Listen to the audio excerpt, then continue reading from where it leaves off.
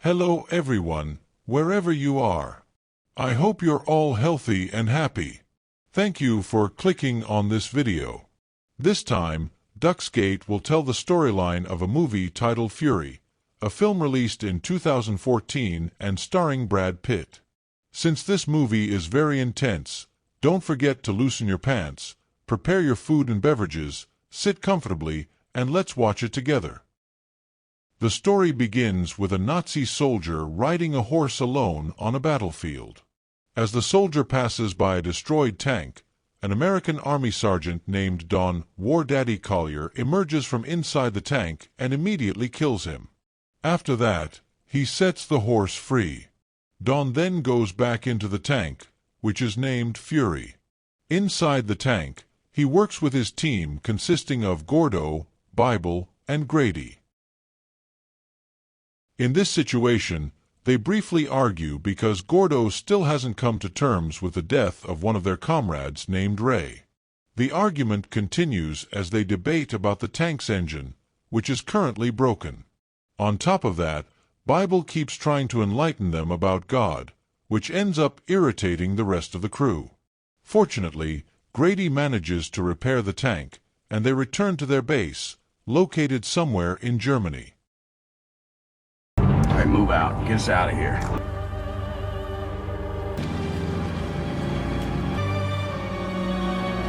When they arrive at the base, Don orders his men to refuel and restock the other tanks because they will be continuing their operation.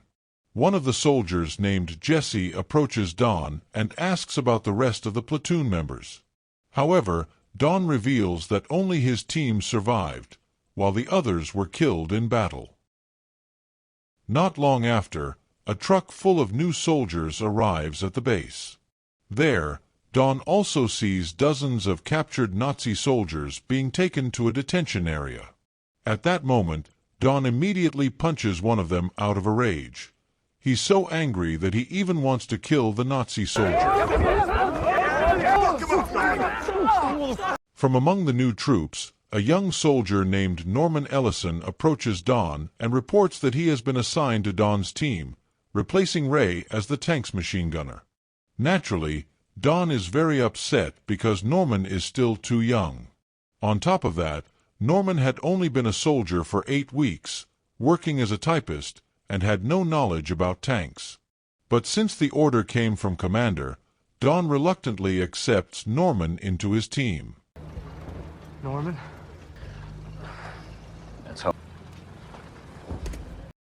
Norman then meets the other members of the Fury team, who naturally underestimate his abilities.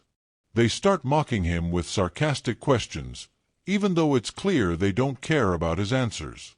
Then, they give Norman his first task, to fetch hot water and clean the inside of the tank. When Norman enters the tank, he is forced to clean up Ray's blood. Not only that, he also has to clean the remains of Ray's body parts scattered inside the tank. Unused to such things, Norman quickly steps outside and vomits.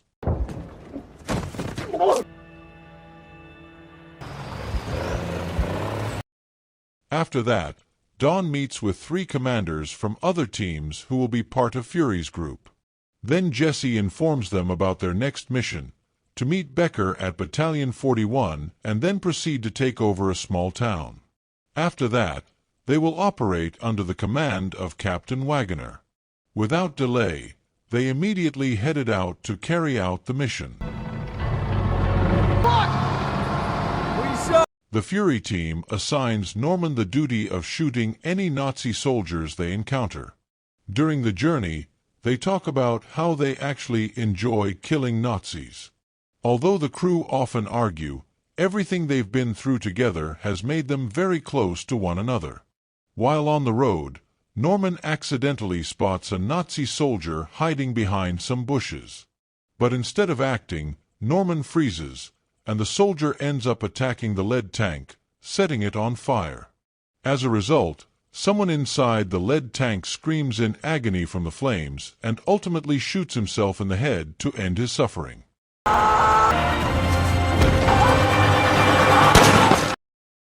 Meanwhile, Don and the others fire back at the Nazi soldier, while Norman does nothing. It turns out Norman couldn't bring himself to shoot the Nazi because he was underage. Even so, Don reminds Norman that it's their duty, and if they don't carry it out, they could end up being the victims instead. Next German you see with a weapon, That's your fucking fault. You chopped him off! Sergeant! After the incident, they continue their journey and eventually arrive at Battalion 41 to meet Becker. Don is then brought to see Wagoner, who asks him to retrieve 4 other tanks along with the troops who are trapped in an open field during a battle with the Nazis. Without wasting time, they immediately headed to the battlefield. You're such an asshole. That's a great question. Man up! All tanks, comp check. In short, once they arrive at the field, Don sees that the 4 tanks mentioned have already been destroyed. He orders the others to go to the middle of the field and line up their tank. That way, the troops can take cover behind it. Slow. Watch it on the right. While they were rescuing the Allied forces, Nazi soldiers hiding nearby suddenly attacked them using anti-tank cannons. The Fury crew retaliated and managed to destroy several of the enemy's cannons. However, the attacks kept coming, and Don's squad responded with continuous fire, killing all the Nazi soldiers who were hiding in trenches and behind bushes.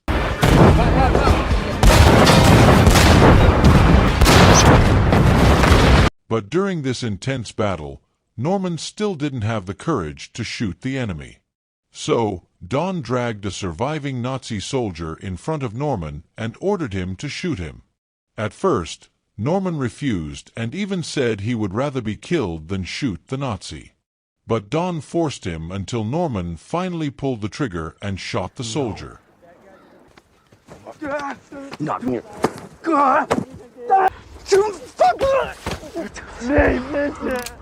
Do it, Norman.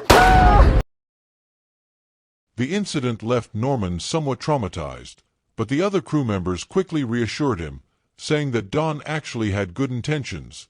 He just wanted to make sure his men could survive the war and make it out alive. They explained that Fury once had the best gunner in the entire unit before he was killed. And now they were stuck with Norman, who was too afraid to shoot. Not long after, Fury continued their journey to a small town. Along the way, they came across the corpses of German civilians who had been killed and hanged by the Nazis because they refused to join the military. After that, Don instructed the team to split up and attack the Nazi headquarters. When they asked an old man about the location of the headquarters, a gunshot suddenly struck the old man, coming from one of the buildings. Don and his crew immediately fired a missile at the building, partially destroying it.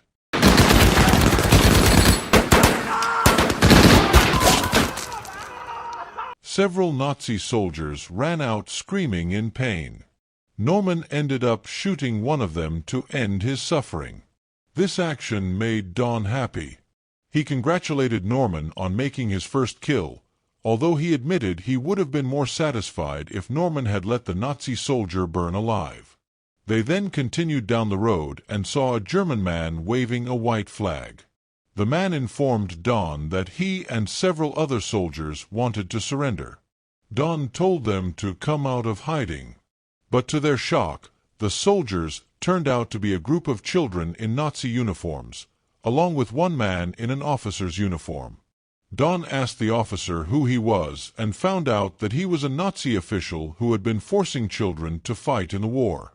Without mercy, Don ordered one of his crew members to execute the officer. Hey, shoot that guy. After they successfully took over the town, the crew celebrated by looting jewelry, alcohol, and other goods from the area. Don then comforted Norman after his first kill, and Norman admitted that he actually enjoyed killing the Nazis, who were extremely cruel. At that moment, they noticed a woman peeking through a window. Without hesitation, Don took Norman to investigate. They searched an apartment where a woman named Ellie appeared to be hiding something. Upon inspection, they found a beautiful young woman hiding under the bed. Her name was Emma. Don then started talking to them in German. While Ellie prepared hot water, Don gave 2 packs of cigarettes to Emma and even handed her 6 eggs, asking her to cook them. Eventually, Ellie and Emma calmed down, realizing Don and his crew weren't as terrifying as they had feared. Noticing a piano in the room, Norman started to play it while Emma sang along. During this moment, Norman and Emma saw Don's back, which was covered in horrible scars. Don then told Norman to take Emma to the bedroom. Though Ellie tried to stop him, Don asked her to let them be, since both Norman and Emma were still young and alive. Afterward, the two came out of the room and saw Don reading a newspaper. But their peaceful moment ended when the rest of the Fury crew suddenly barged in. Hey, maybe we too late, Gore. Did you do? What's your lip? What's with your lip? Why quit? The crew was upset that they weren't invited to eat. Grady and Gordo, who were clearly drunk, started harassing Emma, which caused her to cry. Norman tried to stop Grady, but Grady poured alcohol on him and slapped him. Ellie then brought food and drinks in an effort to calm things down. However, Grady made things worse by licking Emma's food. Don stepped in and offered to trade his own meal with Emma's. This ain't too good for us. Then, a soldier entered the apartment and informed Don that Wagoner wanted to speak with him. The Fury crew quickly left. Wagoner told Don that a pilot had spotted German troops heading toward an American base that stored supplies and housed medics.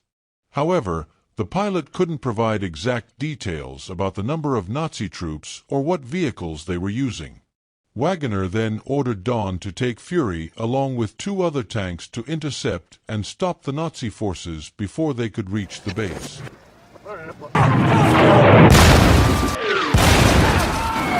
As they were preparing to depart, a surprise attack hit the surrounding buildings.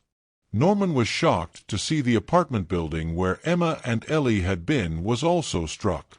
The 2 women were buried under the rubble. Norman tried to save Emma, but Grady held him back, saying it was no use. Emma was already dead and couldn't be saved. With no other choice, Norman re-entered the tank, and they continued their mission.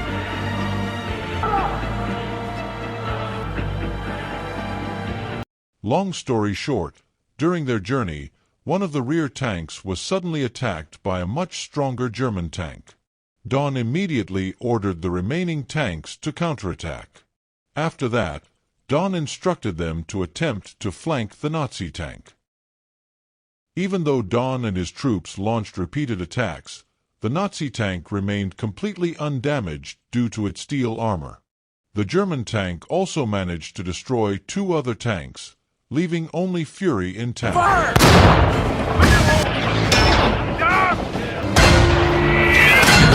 In this critical situation, Don began thinking clearly and finally identified the weakness of the Nazi tank, its rear side.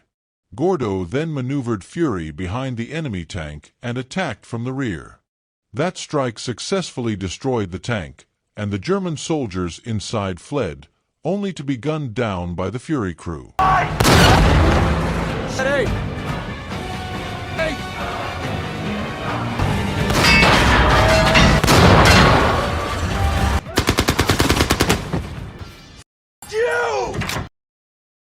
After defeating the tank, Grady discovered that their radio had been damaged during the battle. As a result, they continued their journey without any way to communicate. On the way, Fury accidentally ran over a landmine, destroying its tread system. While trying to fix it, Norman and Grady went to a nearby house to make sure no Nazi soldiers were hiding inside. All right, there's a cross. Inside the house, they didn't find anyone alive, only a few corpses. Grady took the opportunity to apologize to Norman for what had happened earlier. Norman then returned to Fury, where Don ordered him to climb a hill and keep watch on the area. Norman immediately followed the command. Stop at the hill, then work your way from the... Eventually, Norman heard the sound of Nazi troops singing as they marched, accompanied by several trucks. Without hesitation, he ran back to Don to report the situation. Since there were only 5 crew members left on Fury, Grady, Gordo, and Bible prepared to retreat and look for cover. Who's coming? Bullshit. Looks about to be dark. Just get on up. I'm gonna hold this crossroad. However, Don declared that he had never run from a battle before and refused to abandon the tank, because Fury was his home. It's my home. He told the rest of the crew to go without him, Get out of but here. Norman Keep that refused to tree leave and insisted on staying to fight alongside Don. I'm staying here with Hearing you. this, Gordo, Bible, and Grady also decided not to retreat, choosing to stay with Don, despite knowing full well this decision would likely get them all killed. They then checked their remaining weapons. To deceive the enemy, they placed a corpse on top of the Fury tank and burned it along with their backpacks, making it look like the tank had been abandoned. Don and the crew then sat inside Fury, chatting and spending their final moments together. Another bar. Get ready. Load supercharge. Set to point delay. Thank Be around for the hangover. Soon after, they heard the Nazi troops approaching.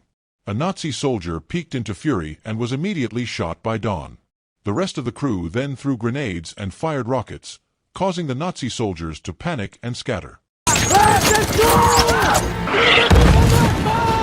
running, Reverse left! Loud gunners!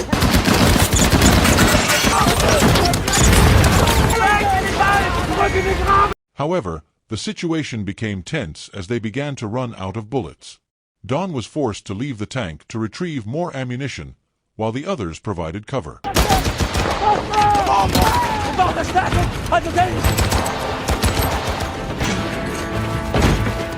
As Don was returning to the tank, a Nazi soldier appeared and shot him in the arm. Don managed to drag the soldier into the tank and slit his throat with a knife. After successfully reloading their weapons, they resumed firing wildly at the Nazi troops. Be damn sure they're working their way behind.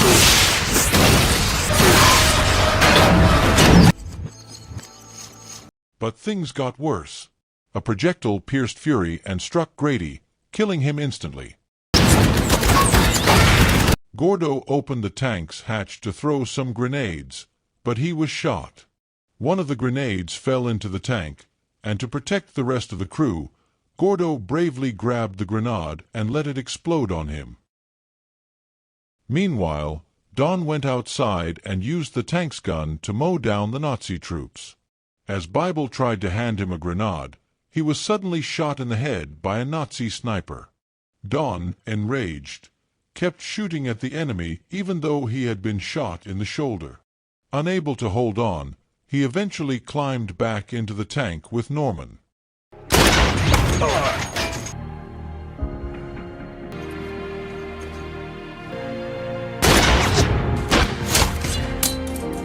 Crying, Norman told Don he was scared.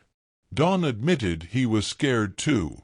Norman wanted to surrender, but Don warned him that surrendering would only lead to torture and death. I'm scared. I'm scared too. He told Norman to prepare to escape through the bottom hatch of the tank. When the Nazi soldiers opened the top hatch and threw an explosive inside, Norman managed to escape underneath the tank while Don was killed in the blast. After the explosion, the Nazis assumed everyone in Fury was dead. But one Nazi soldier looked under the tank and saw Norman crying and raising his hands in surrender. Miraculously, the soldier understood what Norman was feeling and silently walked away.